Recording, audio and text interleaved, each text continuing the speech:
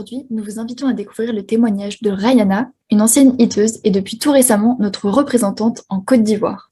Bonjour Rayana, merci d'avoir accepté de témoigner aujourd'hui dans ce podcast. Bonjour Perrine. Est-ce que tu peux te présenter s'il te plaît un peu ce que tu fais dans la vie, ton nom, d'où tu viens D'accord. Donc, je suis Azo Rayana Marie-Zoueli. Je suis ivoirienne. J'habite d'ailleurs à Abidjan. Et je suis conseillère clientèle depuis bientôt 1 an pour Intelsia Abidjan. Voilà. Ok, d'accord. Et donc toi, tu avais rejoint Isaït quand exactement? Est-ce que tu peux me rappeler? Alors, j'ai rejoint EZ, je crois, en février 2019 jusqu'en octobre 2021. Ok. Et est-ce que tu peux me dire un peu les raisons qui t'ont poussé justement à postuler chez Isaït? Est-ce que c'est compliqué dans ton pays de trouver un travail à mi-temps, justement un peu en télétravail? D'accord. Déjà, j'ai rejoint Isaïd parce que ça a été une super opportunité de concilier études et travail à mi-temps. Parce que effectivement, dans mon pays, jamais j'en avais entendu parler en fait. Jamais j'ai eu d'occasion d'aller à l'école et d'avoir un revenu en même temps. Donc, un soir, j'étais sur Google. Je sais plus trop ce que je cherchais en fait. Et je suis tombée sur Isaïd. Après, je me suis dit, bon, après, c'est trop beau pour être vrai. J'en ai parlé à ma maman, elle m'a dit, mais vas-y, renseigne-toi, essaie. De toute façon, t'as rien à perdre. Et puis voilà, quoi. Après, j'ai vu que c'était vrai et que c'était une super opportunité. Ça me permettait de combler mes journées vides, d'avoir un revenu en tant qu'étudiante. En tout cas, Isaïd, ça m'a permis d'être super indépendante financièrement et puis de financer mon master en même temps. Donc, c'était très bien. Ok, super. Trop cool. Et est-ce qu'il y avait un peu des gens dans ton entourage justement qui connaissaient déjà Isaït ou justement tu étais un peu une des premières à avoir testé? Je pense que j'étais une des premières parce que même jusqu'à présent, tous ceux à qui je parle d'Isaïd ne connaissent pas.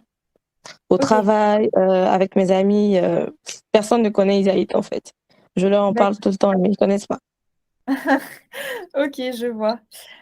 Ok, donc toi, tu disais que tu voulais justement financer ton master, c'est ça? C'est ça, Ok, c'était un master en quoi? en psychologie. Ok, et donc justement au terme de ces années chez Isaït, est-ce que tu as pu financer ce master? Où est-ce que tu en es aujourd'hui? Tu peux un peu nous dire? Alors oui, j'ai financé mon master. C'était 2 années de master à financer. Donc le Mhm. master 1, le master 2. J'ai pu financer mon master. Ça y est, c'est bon. Après, en plus du master, j'avais un autre projet à côté qui était me lancer dans la restauration. Ok, Et pour l'instant, je veux dire que j'ai pu avoir suffisamment d'argent pour mon master, ça c'était intégralement, et puis une partie pour mon projet de restauration. Donc disons que ce volet-là, c'est encore en cours. Sinon, pour le master, c'est OK, c'est bouclé. d'accord. Et juste la question que je me pose, que tu disais que tu avais fait un master en psychologie et après ton autre projet c'était la restauration, ça a vraiment rien à voir. Pourquoi, pourquoi justement la restauration? Enfin, est-ce que tu as eu une illumination? Tu t'es dit, tiens, je veux trop faire ça au final dans ma vie? C'était pas du tout une illumination, Perrine. En fait, la restauration, c'est, disons, une passion. J'aime Ok, d'accord. cuisiner, j'aime faire manger ma nourriture aux gens, à mes amis. Donc, parfois même à la maison, je cuisine et j'appelle tout le monde. Allez, venez, j'ai cuisiné. Venez tester. Donc voilà, Trop c'est pour bien. ça en fait. Et du coup, pourquoi tu as voulu faire un master en psychologie? Enfin, pourquoi t'as pas voulu plutôt t'orienter dans une filière un peu cuisine ou quelque chose comme ça? Tu voulais pas en faire ton métier spécialement? Alors déjà, après le bac, je Ouais. savais pas trop ce que j'allais faire en fait. Et Ok. j'ai mon oncle qui est professeur à l'université, il est psychologue. Ok. Disons que j'aimais bien mon oncle, sinon j'aime bien mon oncle, j'aime bien sa façon d'être et tout. Il m'a retransmis sa passion en fait pour la psychologie du coup. Donc j'ai dit, ok, je me lance, surtout que c'est pas quelque chose de très commun en Côte Mhm. d'Ivoire. Donc je D'accord. me dis, ok, je me lance, au moins je vais apprendre. Vu que quand je lui parlais, il me disait, tu vas apprendre à connaître l'homme, tu vas apprendre à te connaître toi-même. Mhm. Donc ça m'a vraiment poussé à apprendre la psychologie. Après, c'était pas forcément pour travailler dans ce domaine-là, c'était Mhm. plutôt pour apprendre en fait. D'accord. Ok. Et donc toi, là, actuellement, tu aimerais bien devenir cuisinière, enfin, tu voudrais monter ton propre restaurant, du coup? Exactement, ça c'est vraiment ce que je veux. Ok, trop cool. Et donc tu disais que tu n'avais pas encore beaucoup avancé dans ce projet, t'en es où là? Alors disons que j'ai suffisamment de fonds pour trouver un local. Ça Ok. c'est ok. Mais après, il faut trouver, comment dire ça, l'argent pour le matériel. Mmh. Je pense qu'il faut avoir quand même un peu d'économie pour payer, peut-être des employés ou peut-être même une employée pendant un certain temps. Oui. Donc, c'est cet argent-là que j'ai pas encore pour le moment. Mais vu que j'ai un travail, je fais des économies et ça va. OK et c'est pas trop compliqué, justement de comment dire? De gérer les 2 choses, enfin ton projet pro, donc ouvrir un restaurant et ton travail à côté, ça doit demander pas mal de temps, non? Ça demande beaucoup de temps effectivement, mais bon, j'arrive à gérer. OK, trop bien. Trop, trop cool. OK, donc tu disais que, ouais, tu aimerais bien prendre, des employés justement, dans ton restaurant? Oui, Ouais. Je c'est vrai que toute seule, ça doit pas forcément être facile ce sera pas et très évident. tu en as parlé un peu autour de toi? Est-ce que tu as déjà fait, je sais pas, un peu de communication ou même, tu en as parlé à ta famille? Enfin, qu'est-ce qu'ils en ont pensé de ce projet? Oui, j'en ai parlé à ma maman parce que je suis vraiment très proche d'elle et Mmh. elle aussi, elle est très passionnée par la cuisine. Donc je lui en ai parlé, elle m'a dit, que quand je suis prête, enfin quand je me sens prête, faut pas que j'hésite à aller lui demander de l'aide si j'en ai besoin. Parce Mmh. qu'actuellement, elle est à la maison, c'est elle qui s'occupe de ma fille et tout. D'accord. Donc si je suis pas là, peut-être si je suis au travail et tout, elle pourra superviser pour moi, en fait. Elle pourra me donner OK, des astuces, des recettes et tout. Et voilà. OK, Et surtout qu'elle aussi, elle avait un local de restauration quand j'étais petite. Elle pourra me partager son expérience. OK et ta maman, elle voudrait pas trop cool et oui, est-ce que tu as rencontré un peu, des filles, de ton pays ou même des filles, d'autres pays? Moi, je sais pas, en Amérique latine, par exemple, ou Alors, on s'est pas rencontrés, mais on a beaucoup parlé. Surtout, les hiteuses du Bénin et du Togo, mmh parce que, ma maman, elle est béninoise. Donc quand OK. je faisais un projet avec une hiteuse du Bénin, je dis: «Ah maman, il y a ta sœur» et on parlait du Bénin. J'ai pas eu l'occasion d'aller là-bas beaucoup de fois, mais pour les rares fois où j'y suis allée, on a parlé. C'était bien de parler de la culture de là-bas. En fait, Mmh. elle m'enseignait sur ma culture que je connais pas forcément en profondeur. Mmh. Et après, il y a eu des hiteuses d'Abidjan.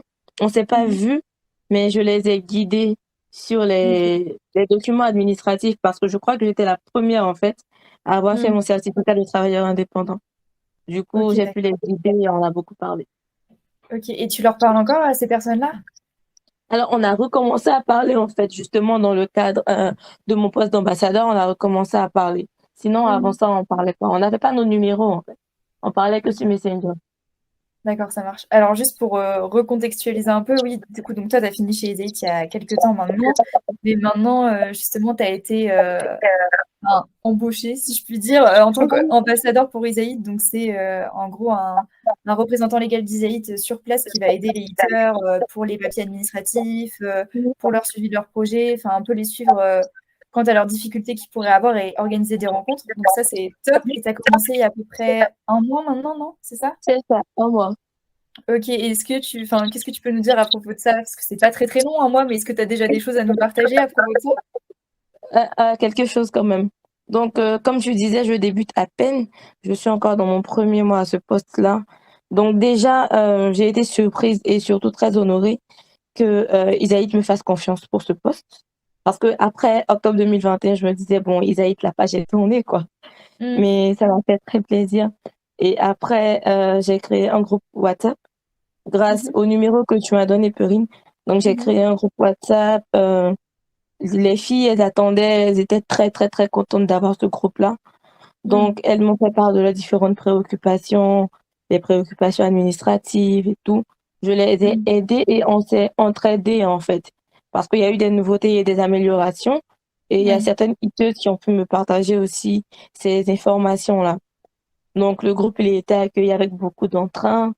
Et Mmh. après, j'ai commencé à parler d'Isaïe dans mon travail à Mmh mh. ma sœur, parce que j'ai une grande sœur, donc à ma sœur et tout. Et pour l'instant, il y a de la motivation.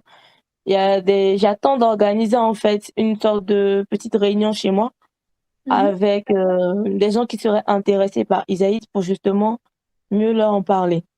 Comme ça, au moins, on a des ordinateurs à côté, on se lance, on postule en même temps et puis Mmh mh. ça va. Donc pour l'instant, disons que, l'action primordiale, ça a été la création du groupe WhatsApp qui a pas mal aidé les filles.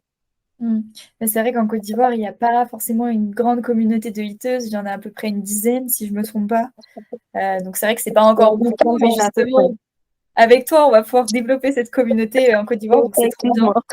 Effectivement. Et du coup, ça te plaît, pour le moment, le poste, tu trouves ça intéressant? Oui, c'est très intéressant. C'est très intéressant, dans la mesure où aider, ça fait toujours du bien. Mmh. Parce que à la fois, j'aide les filles, à la fois on griffe j'aide Isaït si je ramène, des hiteuses Mmh. et moi, ça me permet de côtoyer les gens. Donc c'est toujours bien de faire ça. OK. Et ça va, tu arrives aussi à t'organiser par rapport à ton travail, ton restaurant? Parce que pareil, ça rajoute quand même du travail, donc tes journées sont pas forcément extensibles. Donc j'imagine que c'est pas simple tout le temps? Alors c'est pas simple tout le temps, mais vu que j'ai des pauses et tout, quand Mmh. j'ai mes pauses, j'écris dans le groupe, en fait, pour dire aux filles que je suis disponible et que même OK, si je suis pas disponible, qu'elles me laissent des messages, je vais répondre le plus tôt possible. OK, trop bien. Et ça va, elles sont pas trop timides, enfin si tu leur envoies un message, Pas elles vont du oser tout. dire les choses? Les Ivoiriennes, elles ont un fort caractère de toute façon. Donc elles sont pas timides, ça va, on se comprend. OK, trop, trop bien. Bon, bah, je suis trop contente, d'entendre, tes premiers retours en tant qu'ambassadeur, c'est trop bien. Et en tout cas, c'est sûr que si on t'a choisi, c'est parce que, tu avais fait du super travail chez Iséit et que, bah, enfin voilà, tu t'étais, démarquée donc voilà, ça a pas été fait par hasard pour le coup. Je suis très contente en tout cas. Et est-ce que toi, tu aurais un peu un bon souvenir, avec Iséit que tu aimerais nous partager? Mais du coup, pas forcément en tant qu'ambassadeur, mais en tant que hiteuse ou je sais pas? En tant que hiteuse, il y a eu énormément de bons souvenirs, mais disons que celui qui m'a le plus marqué, c'est quand, en octobre 2019, j'ai Mmh. été hiteuse du mois d'octobre. Et OK. j'ai eu la nouvelle, en fait, c'est le jour de mon anniversaire.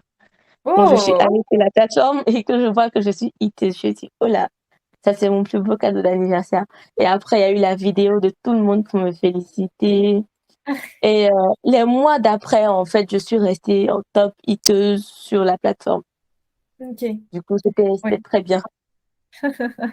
C'est trop marrant que ce soit tombé le jour de ton anniversaire quand même. Effectivement, Si on l'avait su, on aurait fait un petit mot, d'anniversaire, mais c'est fallait pas pas grave, penser ça à m'a côté. fait très plaisir en tout cas. Trop, trop bien.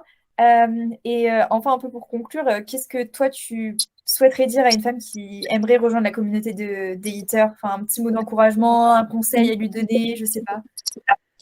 D'accord, moi je pourrais dire à une femme de se lancer dès qu'elle peut en fait, parce que ça lui permettra d'avoir une autonomie financière.